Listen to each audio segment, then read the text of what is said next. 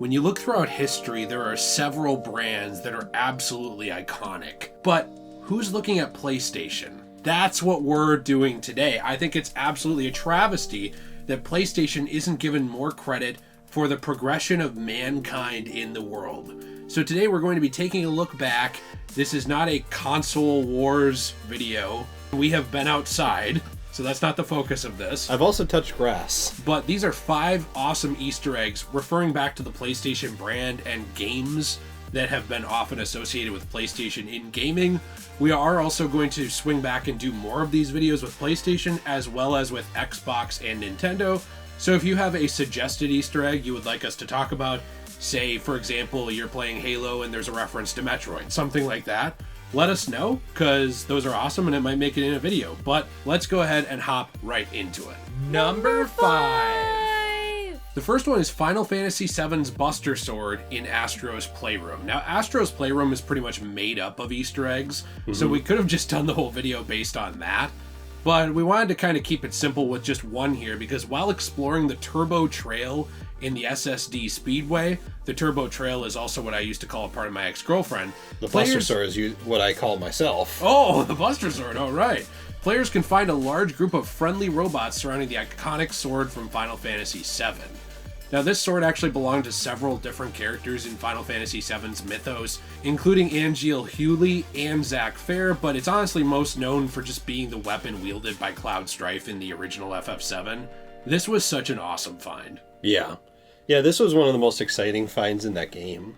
Like you said, this whole game is littered with Easter eggs to PlayStation stuff. That it was such an exciting experience to play this game and see all the Easter eggs, but I don't think I was as excited as I was to see this when I was playing this game. So it's pretty cool. Well, one thing you showed me that I didn't know is that there's actually an effect from punching it. Yeah, it like flips around and then it can like hit you too, but it like spins around and lands back in. It's pretty cool. It's awesome how it replicates the victory pose that Cloud Strife does. Yeah. Where he spins it around in his hand and then puts it back down on his back. Yeah. You actually get to see that in Astro's Playroom.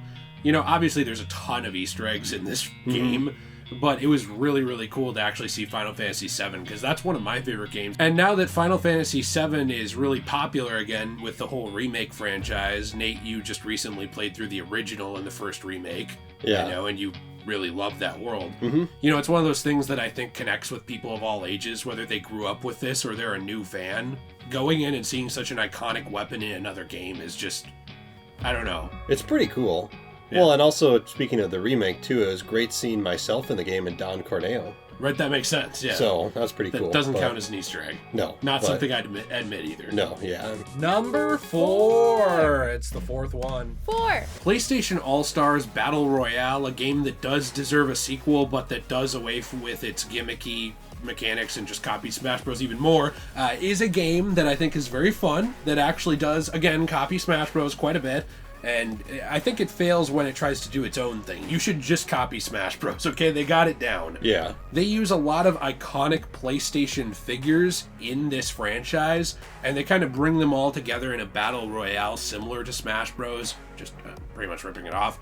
And one thing that's really cool about that is a big reference to Resistance in the stage San Francisco of PlayStation All-Stars Battle Royale. Yeah, in the stage San Francisco, again from the Resistance series, players are greeted to a first-person view, which introduces the stage from the point of view of Nathan Hale, which is the protagonist of the first 2 Resistance games. I thought this was a pretty cool Easter egg, personally. I think it's cool how you can actually see, from that main character, you can see his point of view entering into the level, like, or the stage or whatever. I know this might seem a little silly, but it reminds me of something like Nintendogs in Smash Bros., where there's kind of just this thing on the screen that doesn't really have anything to do with the fight. Right. It's just, oh, that's a cool reference. You clearly put that in here because you're trying to make us nostalgic for the thing. Right. I think something that frustrates me with this, though, is that Resistance was one of the more unique exclusives PlayStation had, and it's pretty much been all but entirely forgotten. Right. I mean, this was a first-person shooter franchise. It was kind of put out there to compete with other stuff on the market, and now who's actually competing with first-person shooters anymore? No, it's just COD, Battlefield, Halo. I'm Overwatch, I guess. surprised Halo isn't destroyed after Haze came out, personally. Yeah, Haze was supposed to be the Halo killer, and frankly, I think that's why 343 is having problems now. Right, I think so. But in general, I think this one, for me, it's more a salt in the wound, because yeah, it's a really cool Easter egg, but like you've pointed out before, PlayStation has so many awesome brands and franchises, but a lot of them just kind of get dumped at a certain point. Yeah. I've never really understood that. Yeah, it seems like they have a lot of cool games. You know, the dumb thing about PlayStation is they are infamous for doing this. Hey, you said the thing! Nice, I said the thing. 6th Easter egg. So you have like Sly Cooper, which was made by Sucker Punch, and then Naughty Dog made Jak and Daxter, and those haven't been brought back in like forever. Mm-hmm.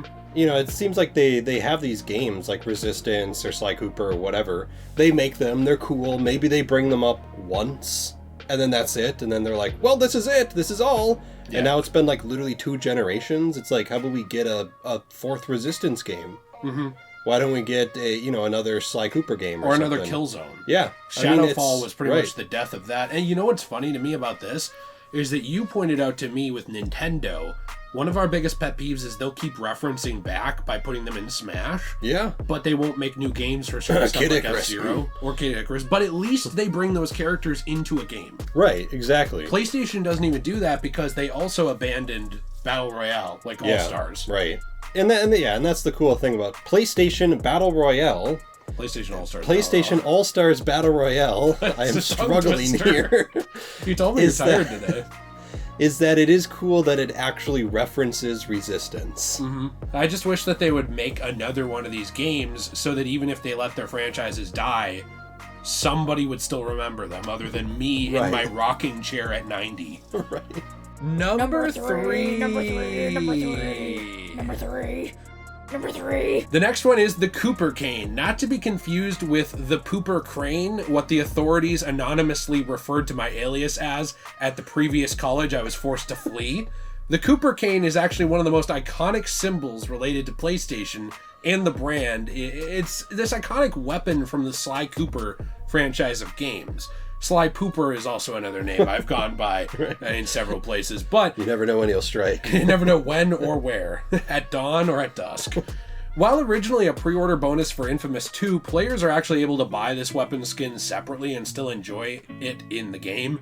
Nate, you better get on that before the PS3 store shuts down. Because, yeah, I haven't done that. It's honestly way cooler than the base weapon. Yeah, I haven't done that yet. I gotta get on it.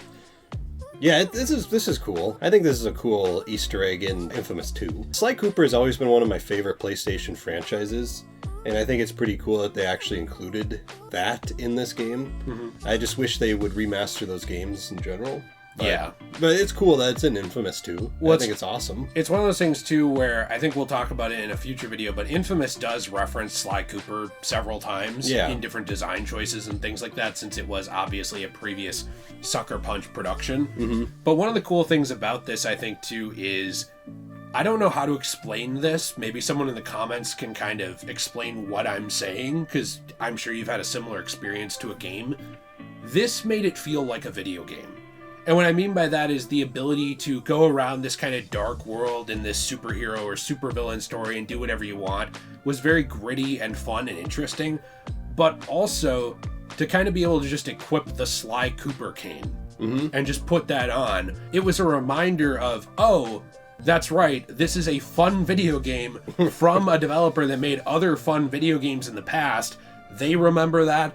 I remember that. Now I'm going to go whack someone in the face with this. I mean, I know it seems very simple and silly, but I think that a lot of these simple or silly Easter eggs that are just a costume or an unlockable weapon, sometimes they really do a lot to tie games together and remind you, oh yeah, this is the same really talented studio that made this other thing I love. Yeah, Ghost of Tsushima was very famous for this, where they included a lot of PlayStation stuff, like another Sly Cooper reference from Ghost of Tsushima. Number two, the numero dos. Jak and Daxter in The Last of Us. Now, The Last of Us has become a very, very contentious series. Do you like to? Do you not? What are your thoughts on Abby? But when it comes to Jak and Daxter, this was a franchise I love. This is my favorite Naughty Dog franchise. I prefer it over The Last of Us. I prefer it over Uncharted. I know, please put away the snipers. I really love Jak and Daxter, and I thought the references in The Last of Us were really special. Yeah, and this was pretty cool. There was, the most notable one was obviously the Jak and Daxter board game, which I thought was cool, which in real life they've been making a lot of board games from video games, like the Orlog game from Valhalla, which I think is amazing. So why don't they make this in real life, this board game? Mm-hmm. I think that'd be pretty cool. I'd buy it. I would too, but there's also cool stuff like different plushes and other figures associated with the characters, which are featured in different spots throughout the game itself. Unlockable outfits for Ellie that reference to Jak and Daxter. There's like a sweatshirt that is Jak themed, and there's also a Daxter themed backpack. And then there's also like the cool goggles. Yeah, I thought that was really cool. And I know it looks a little silly in the game because you can kind of so what you can do is you can put this on Ellie when you're playing as Joel, if you want, and she'll walk around with it. Unfortunately, you cannot use it in the Left Behind DLC, which I thought you could when we originally recorded this, but, well, that sucks. Yeah. Now, this is not the Left Behind DLC that all atheists will be experiencing in real life. No, I'm just kidding. I'm just kidding. No, but I really like the Left Behind. Go ahead.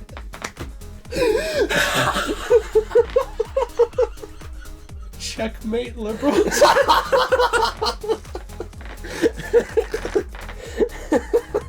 Number 1! Splat. The God of War armor in Ghost of Tsushima. Now, this game, it's a game that I admittedly was actually not that interested in at first because I am a stubborn old man, and when it came to Sucker Punch, I was saying, oh, why don't you go back to that other stuff you made? Like, I want to see more Infamous, and I want to see more of the Sly Coopers and stuff. I mean, personally, I thought it was just you were Nike's biggest enemy. That's true. With the game, so that's why you didn't want to play it. But I think one of the coolest things about this game is all of the PlayStation references. We're mainly talking about one of them today. This whole list pretty much could have been that. But the God of War armor is really, really awesome. Yeah, this was an armor set that was in the DLC, the Iki Island DLC set. And you have to go up to a shrine. There's 4 shrines. Each of the shrine gives you a different armor set from a different PlayStation game. And I think we'll talk about all those probably in the future. But the biggest one, and this is my favorite one, was an armor set inspired by the game God of War. So once you complete the riddle, then you get the armor set, and it comes with 3 different pieces to it. Like there's the Helm of War, which is a helmet that has like these really cool horns coming out of them that I thought was interesting. There's also the Ghost of Sparta like color skin that you can actually put over the Sakai clan armor. Like the Sakai clan armor is the armor set, and then the color of it is called Ghost of Sparta. And then that's complete with the Spartan mask. Now, one thing's that's cool is if you wear all 3 of these, you can see Kratos' iconic pale skin, and then also his iconic red markings that go up and down his armor set. Mm-hmm. And it actually goes all the way up to the helmet too. So it's on his body all the way up through his mask and his helmet and everything. Now at the shrine itself, there's also imagery which has references to Kratos and his games. Like there's the iconic handprint on the tree with an axe. And then also underneath the shrine, there are chains. You know, this is something I wasn't expecting in Ghost of Tsushima, because Ghost of Tsushima is not a game that is designed to just be this happy-go-lucky Easter egg generator, like, oh, look at the fun thing. Right. It's a pretty serious game with a lot of stuff going on in the background. Pretty dark, actually. Very dark, and a really wide-open and interesting world set in this era of history that, you know, luckily none of us had to live through. Right. And I was really shocked to see with the Iki Islands DLC that they actually added all of this in. It's not something I was expecting. And, you know, before, Nate, you showed me the game, not to be mean to Sucker Punch, I wasn't actually very interested in this game because to me, it was kind of one of those things where I just had a lot on my plate and I was like, well, maybe I'll get to that eventually. This kind of level of world building and interest that clearly the developers had in celebrating sort of franchises around them, not just their own, but also ones that other developers have made under the PlayStation banner, I think it adds a lot of heart. Not that it makes the game good on its own, but it shows that they had a lot of heart in what they wanted to make, and that they clearly cared about where this game was being released and making people happy and have a fun time. It really reminds me of sort of the Nintendo attitude, where they're like, hey, we really value the Nintendo ecosystem and our machine, and look at the other stuff we've done. This reminded me of that in a positive way, where it was, hey, look, we've done some really cool stuff with PlayStation. These other people have too. Now, you know what?